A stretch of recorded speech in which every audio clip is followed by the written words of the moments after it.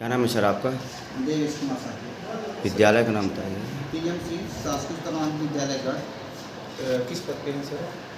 मेरा मूल पद उच्च माध्यमिक शिक्षक है जी। और वर्तमान में प्रभारी प्राचार्य के दायित्व पर शासन के आदेश अनुसार। चूँकि आपका विद्यालय पीएमसी है, बड़ी उपलब्धि है, तो आपके विद्यालय में छात्र की स्ट्रेंथ कितनी है? छात्र की स्ट्रेंथ है 638 और रेगुलर एवं गेस्ट टीचर कितने हैं? रेगुलर मेरे क्या कहते हैं 11 शिक्षक हैं जी। और गेस्ट टीचर 8 हैं।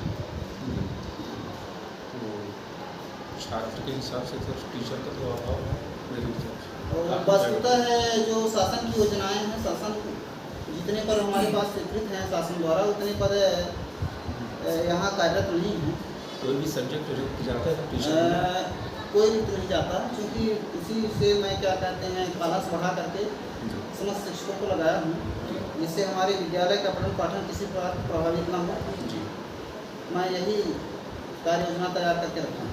और जो एक किसी भी कोई भी शिक्षक उपस्थित रहता तो उसके लिए क्या कहते हैं कैजुअल क्लासेस, कैजुअल रजिस्टर के माध्यम से कैजुअल क्लासेस चलवाता हूँ। सर मैं जानना चाहता हूँ कि आपके विद्यालय से पिछले वर्ष के अपेक्षा अगर देखा जाए तो इस वर्ष हाईएस्ट परसेंटेज में अव्वल परसेंटेज में जो है तो सम्मानित हुए।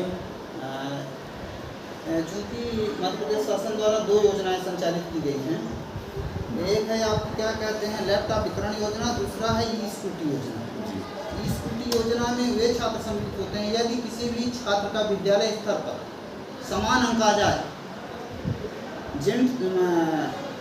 बॉयज एंड गर्ल्स, यदि उन छात्रों में से किसी 2 बॉयज़ों का एक ही मार्क्स मिल जाए 438 तो इस स्कूटी योजना का दोनों छात्राओं को लाभ मिलेगा।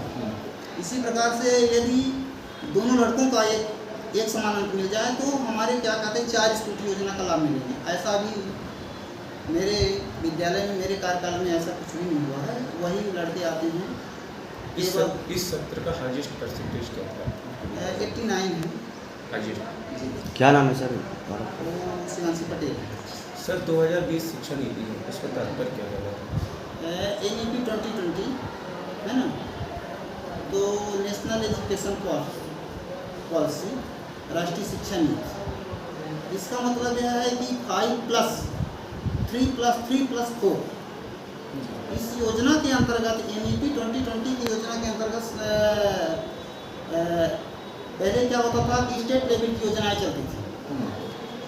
उस समय क्या कहते हैं जब 1968 में राष्ट्रीय शिक्षा नीति प्रथम वर्ष आई तो उसका क्रियान्वयन हुआ और राष्ट्रीय शिक्षा नीति लगभग 34 वर्षों बाद पुनः NEP 2020 का क्रियान्वयन हो गया है, जिसके लिए हम सब अग्रसर हैं। मैं चाहता हूँ कि उस NEP 2020 का सफल क्रियान्वयन हो और उसके साथ ही पहले क्या था 10+2 योजना संचालित